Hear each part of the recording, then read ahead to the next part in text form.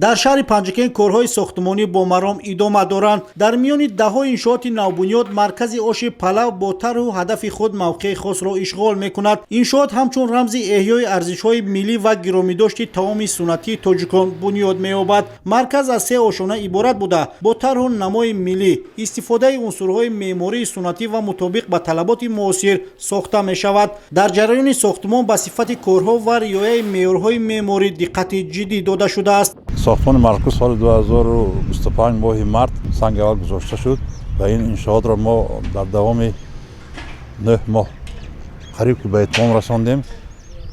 کارهای ساختمانی به اتمام رسید، فقط حاضر کارهای آرایشی و پرداختگری در این وی مانده است. بیشتر 200,000 تیره‌زارش را وصل میکنند. بعد از این کارهای بیرونی فساد آغاز می‌یابد.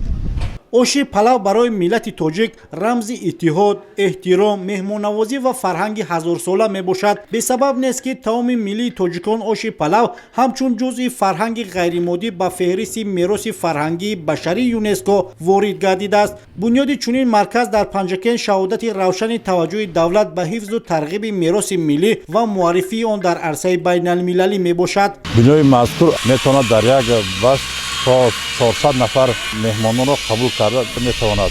در این بنا در یکم آشانه یکمش پاکخانه برای سردخانه و نگهداری سبزیجات میوجد، دویمش برای مرکز آش که در اینجا در دوام 24 ساعت هم وقت آش تعریفی آش پنجکن می شود. آشانه دویم سیمش هم طرفخانه مهمانان را ما قبول کرده میتوانیم.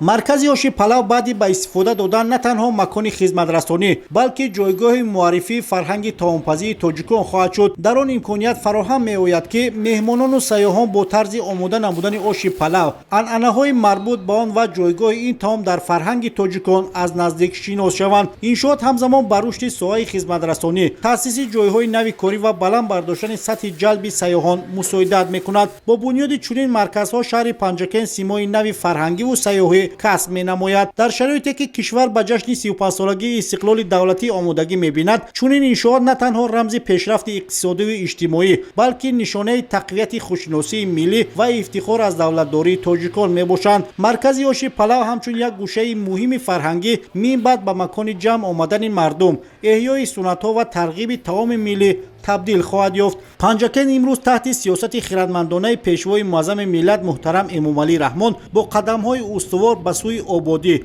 رشد فرهنگ و تحکیم ارزش‌های ملی حرکت می‌کند و بنیاد مرکز آش پلو باز یک دلیل روشن این روند میباشد. دلیل بازار، خیام جورزاده، شهر پنجکن، اخبار.